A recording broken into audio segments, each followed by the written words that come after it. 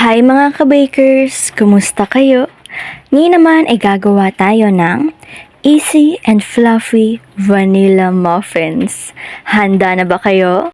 Ang mga kailangan natin ay 2 itlog, mantika 1/2 cup, fresh milk 1 cup, sugar 200 grams, cake flour 300 grams, baking powder 1 and 1/2 tablespoon, vanilla flavor 1 teaspoon, at asin na 1/2 teaspoon.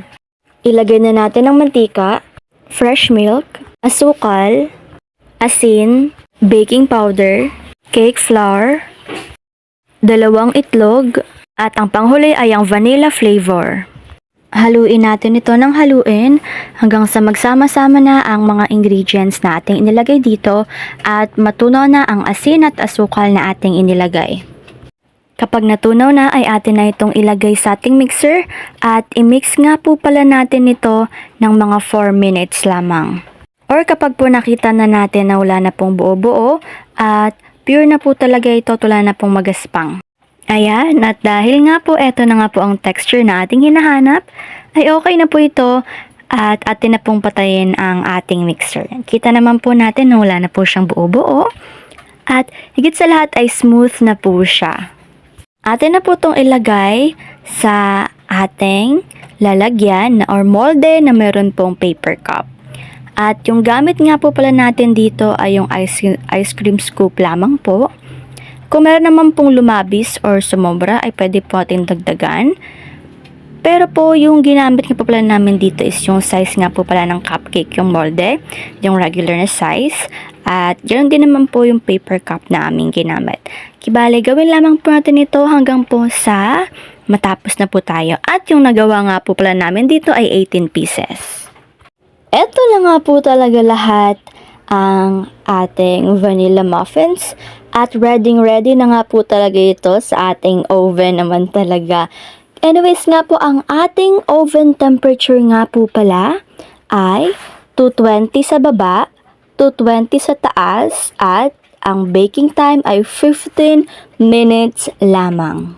At after 15 minutes ay luto na po ang ating easy at fluffy na vanilla muffins mga ka-bakers. Ayan, napaka-cutesy niya po talaga at ang laki niya po.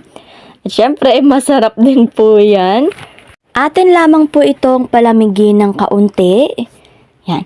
At pagkatapos naman po ay pwede na po natin itong tanggalin sa kanyang molde at ilagay na po sa ating lalagyan para maibenta or para makain na po ng ating pamilya. O di po ba napakaganda? At higit sa lahat video pa lang talaga nakakatakam na talaga siya mga ka-bakers. So eto na nga po talaga ang ating finished product mga ka-bakers. At congratulations po sa lahat ng mga nakasunod. Sana po ay nagustuhan nyo ang ating madali at napaka-fluffy naman talaga ng vanilla muffins. Kaya naman po mga ka-bakers, gawin nyo na din ha. Eto na nga po ang ating food for the soul ngayon. Marcos 8 verse 34.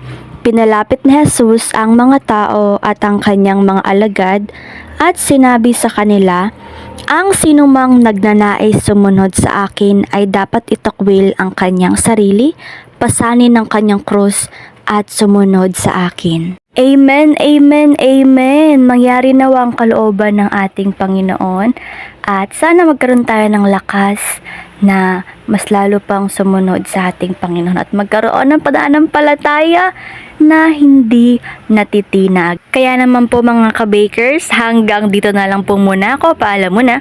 Take care at higit sa lahat ay God bless.